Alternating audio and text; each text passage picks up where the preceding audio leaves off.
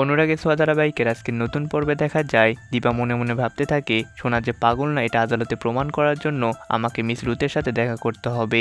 এই কথা ভেবে দীপা সরাসরি চলে যায় হসপিটালে, কিন্তু সেখানে দেখা যায় দুজন পুলিশ অফিসার পাহারায় থাকে। তারা বলে ওখানে কাউকে দেখা করার মতো সুযোগ করে দেওয়া যাবে না, এমনকি ডক্টর এবং নার্স ছাড়া কাউকে ওই রুমে প্রবেশ করারও অনুমতি নেই। এই কথা শুনে দীপার মাথায় একটি প্ল্যান আসে। তখন দীপা নার্স সেজে মিস রুথের সাথে দেখা করতে যায়। তখন ওই রুমে প্রবেশ করে, তখন দীপা দেখতে পায় মিস রুথ বসে বসে ফোন চালাচ্ছে।